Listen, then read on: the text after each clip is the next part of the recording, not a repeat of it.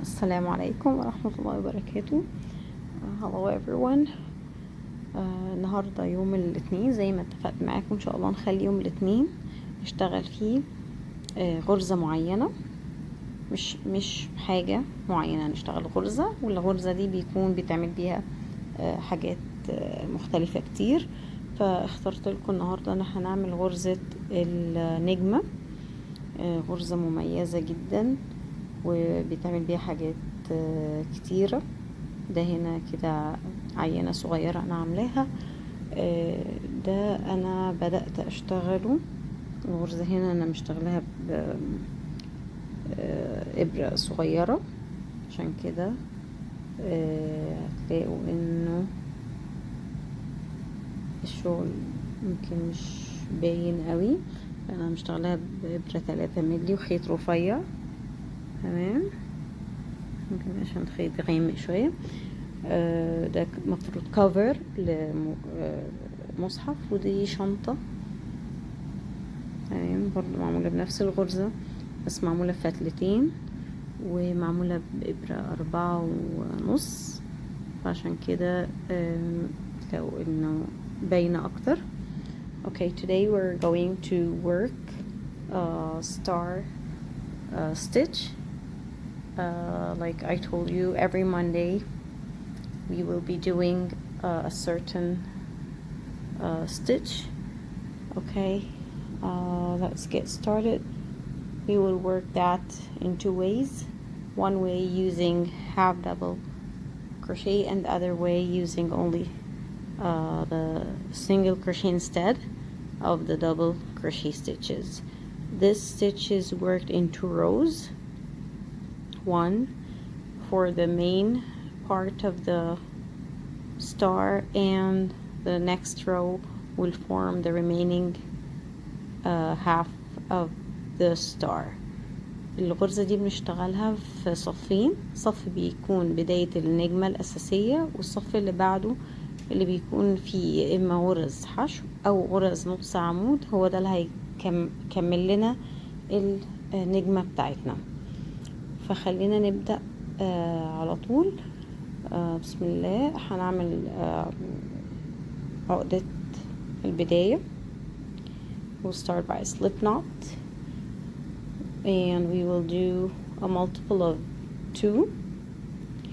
هنشتغل عدد زوجي من الغرز، فهنا هعمل 14. انا بشتغل بإبرة كبيرة، خيط سميك إلى حد ما عشان يبان الشغل. هعمل 14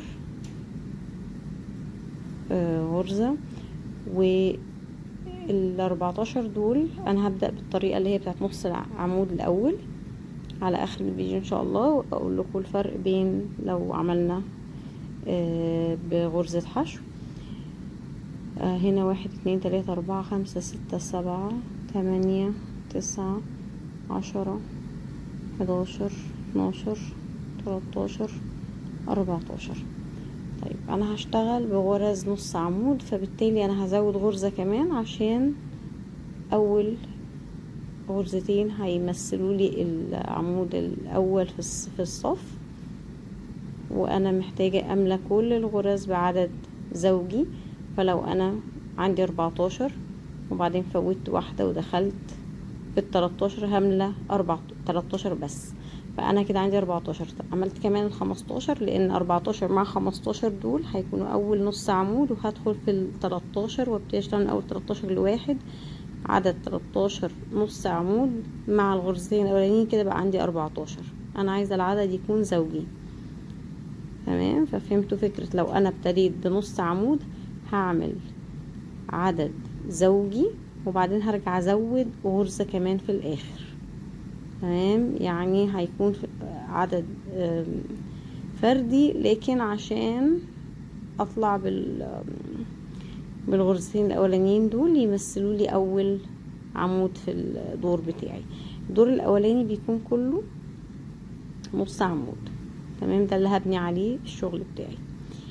The first row will be only half double crochet stitches, and after I did the multiple of 2s, I added 1 so I can have the chance to count the first 2 chains as my first stitch on the row. Okay,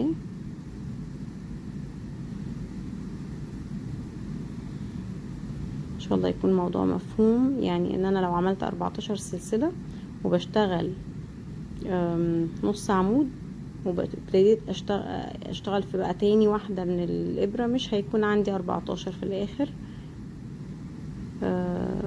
هيكون عندي 13 بس. فانا محتاجة يكون عندي العدد ايه زوجي. تمام، انا كده خلصت. هعد تاني الغرز بتاعتي عشان اتأكد انه شغل مظبوط. I will count. I'll make sure that I have a multiple of 2. 1, 2, 3, 4, 5, 6, 7, 8, 9, 10, 11, 12, 13, and 14. Those 2 are my first half double crochet stitch. طيب انا لما بشتغل 14 نص عمود كده وهبتدي ابني عليهم الغرز بتاعتي، هيكون عندي 6 غرز بس. كل غرزة بحتاج لها غرزتين عشان اعملها، بس انا في الاول هبقى بادئة بعمود وفي الاخر هنهي بعمود، ففي غرزتين كمان مش هعمل فيهم غرز نجمة. فبالتالي انا لما ابتدي مثلا قولوا 20 نص عمود، يبقى مش هيكون عندي 10، هيكون عندي 9، هيكون عندي النص وناقص 1. تمام، يبقى اما اعمل 24 سلسلة ابتدي هبتدي ب24 نص عمود، هيكون عندي 11 مش 12، 11 نجمة في كل سطر. تمام. When I start with 14 half double crochet, I'll be having 6 stars, so half the number minus 1.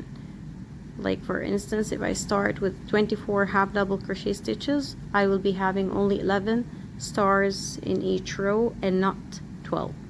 So it's half the number minus 1. هبدأ الدور ازاي التاني. هرتفع ب3 سلاسل. انا بشتغل بطريقة ان انا يعني السطر اللي بعد السطر اللي هيكون فيه غرزة النجمة هعمله نص عمود زي ما الاولاني كده نص عمود. كده احنا ماشيين بطريقة النص عمود مش الحشو، لان الحشو بتختلف. طيب هنا بدايتها ادي اول اختلاف، ان انا هنا ارتفعت ب3. في الحشو مش هنرتفع ب3، انا هرتفع ب2 بس. وهنشرح هنعمل الغرزة ازاي وقتها لما نعمل بغرزة الحشو. طيب انا عشان ابدأ اعمل غرزة النجمة بتاعتي هدخل في السلسلة التانية من ال3 سلاسل دول واطلع، وبعدين هدخل في السلسلة الاولى منهم، وبعدين هدخل في البيز بتاع ال3 سلاسل دول مكان ما انا طالعة بيهم، واسحب برضو خيط كده. بقى عندي يعني عملت الخطوة 3 مرات، وبعدين هعمل كمان في الغرزة اللي بعد كده والغرزة اللي بعد كده، يعني 5 مرات بدخل وبسحب الخيط وبطلع، عشان يكون عندي 6 حلقات على الإبرة. وبعدين هلف الخيط واسحب منهم كلهم. ده اول نجمة في السطر عملتها، بان انا دخلت في سلسلة وفي سلسلة وفي البيز بتاع ال3 سلاسل وفي غرزتين بعديهم، كده عندي 5. This is the first star stitch of the row, and I did it by pulling up a loop 5 times from the first the 2 chains of the start, the beginning 3 chains, and the base of those 3 chains, and 2 more stitches to come. Okay, now and then I did 1 chain to form an eye for the stitch. عملت هنا غرزة حشو، غرزة سلسلة اسفة في الاخر، عشان اكون السنتر او الوسط بتاع النجمة بتاعي. تمام. هبدأ اشتغل اللي بعدها. هشتغلها ازاي؟ عايزة اسحب 5 خيوط معايا. هدخل اول حاجة اجيب من السنتر بتاع النجمة او العين بتاعت النجمة، وبعدين هدخل في اللوب ده اللي هو اخر سحبة خيط عملتها عشان اعمل النجمة اللي فاتت، كونت لي الغرزة دي، فهدخل واسحب خيط منها. تمام. وبعدين هدخل في الواسعة دي اللي هي كانت اخر غرزة في الخمسة اللي انا سحبت برضو منها. تمام. هدخل واسحب الخيط، وبعدين هيتبقى لي 2 كمان هيكونوا هما الغرزتين اللي بعد كده في الصف. المهم انتهي ب6 حلقات على الابرة. I will explain this again on the coming stitch and then chain 1.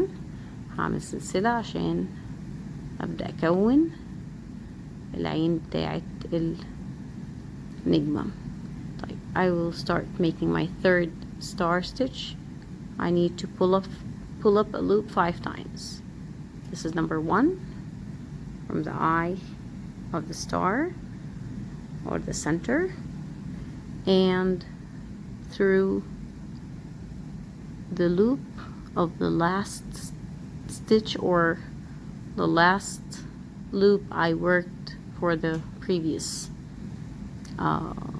star, and I will pull up a loop, and this is number 2, and then from the base of the last again loop that I did for the previous star, I will pull up a loop. So this is third one, and the 4th and the 5th I will do them on 2 consecutive stitches on the row. I have 6 loops. I will yarn over and pull through all of them and chain 1. كده انا كملت 3 من النجوم. زي ما قلت لكم هنا المفروض هيكون عندنا 6، يعني الغرزتين دول هعمل عليهم واحدة، ودول هعمل واحدة، ودول واحدة، واخر غرزة هنا هعمل فيها عمود. هنعمل تاني، هندخل في العين بتاعت النجمة، وبعدين هنا في اخر واحد من ال5 حلقات من بتوع الغرزة اللي فاتت، وبعدين في المكان اللي انا سحبت منه لاخر برضو لوب للغرزة اللي فاتت، وبعدين في غرزتين كمان على السطر. تمام. كده عندي 6 حلقات، هلف الخيط واعدي منهم كلهم، وبعدين اكون العين بتاعت الغرزة. هدخل تاني وابتدي اعمل نفس الخطوات. I will repeat until I have a total of 6 stars on this first row of the stitch. The stars of course are not complete. They will be completed by working the second row. النجوم دي مش هتكمل غير لما نشتغل السطر التاني من الغرزة. يعني كده عندي 1 2 3 4 5. هشتغل اخر واحدة، هدخل في العين بتاعت النجمة واطلع وادخل في اللوب ده واسحب خيط، وبعدين ادخل في البيز بتاع اخر لوب انا عملته للغرزة اللي فاتت، وبعدين 2 كمان من الغرز اللي على السطر عندي. هيبقى عندي 6 حلقات، هلف الخيط واعدي منهم كلهم. وما تنسوش تعملوا غرزة السلسلة عشان نكون العين او السنتر بتاع النجمة. وبعدين هبدأ اعمل، انا كده اشتغلت هنا، هشتغل في اخر خالص غرزة عندي في الصف، هعمل نص عمود، وبعدين هرتفع ب3 سلاسل بنفس الطريقة عشان ابدأ اعمل غرز نص عمود في السطر كله. ممكن هنا بما اني هشتغل نص عمود فارتفع سلسلتين بس. I will work 2 chains and turn my work, and this is the second row of my stitch. I will work right here in this space 1 half double crochet, or you need to yarn over and insert your hook into the stitch, pull up a loop and yarn over and pull through all 3. وبعدين هشتغل في اول عين تقابلني واحدة بس، لان انا اشتغلت واحدة هنا، فهشتغل بس هنا واحدة عشان يبقوا 2 مع بعض، وفي كل عين بعد كده تقابلني هشتغل 2. in each coming center of a star I will work 2 half double crochet stitches. Only the first one I will work 1 because I already did 1 before in order not to have this space empty. Okay, and in each star or center of a star you need to work 2 half double crochet.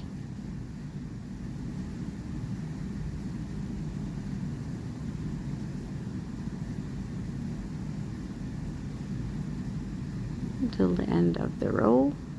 هشتغل غرزتين نص عمود في كل عين من عيون الغرز النجمة اللي في السطر اللي فات، واخر حاجة هننتهي هنشتغل غرزة نص عمود في الاخر خالص فوق، يعني نحاول نشتغلها فين؟ في السلاسل نفسها. تمام، برضو نسحب الخيط وندخل ونجيب الخيط ونطلع ونعدي من 3 كده. ظهر الشغل. This is the back of my work. If you turn it around you can see that you have your 6 stars, 1 2 3 4 5 and 6.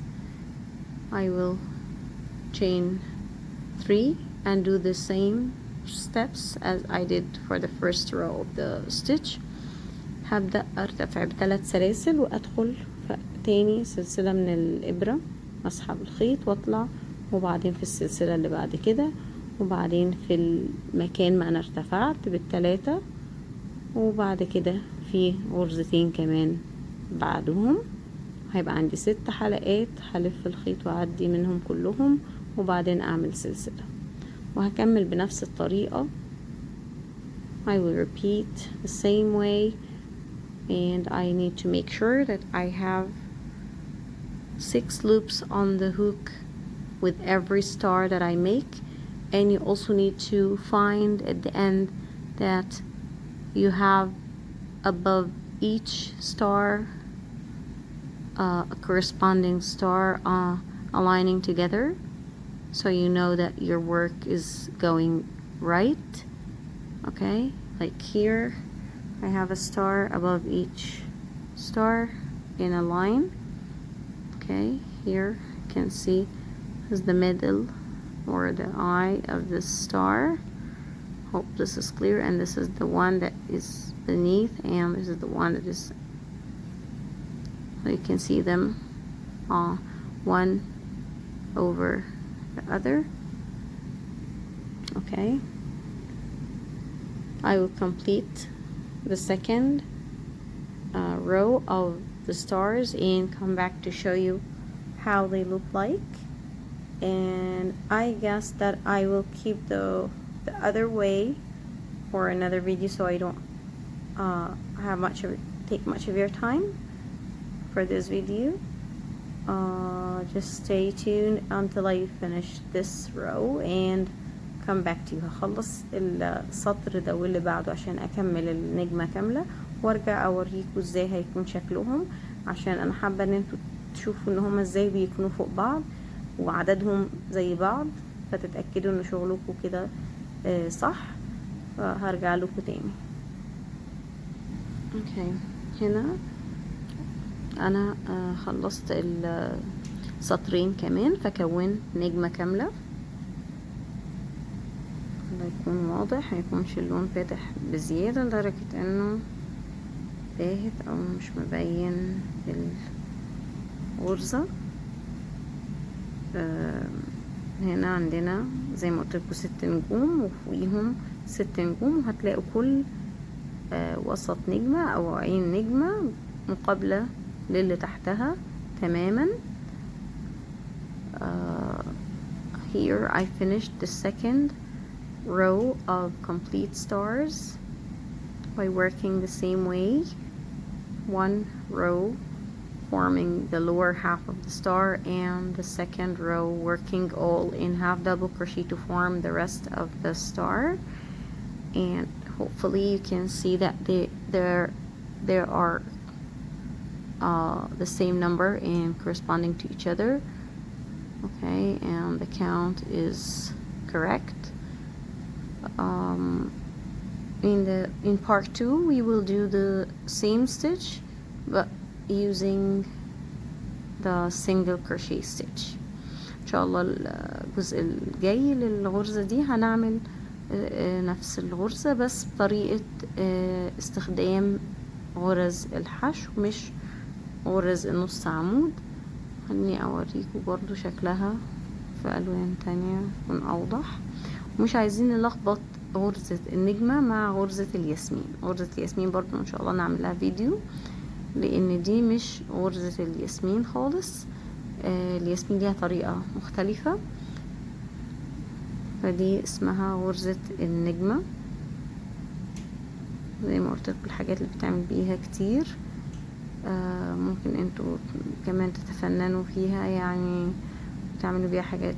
ممكن غطا علبة مناديل كمان تمشي، وكوفية، مقلمة، حاجات كتير جدا وهتكون شيك قوي شكلها مميز. I want you to know that there is another stitch that people sometimes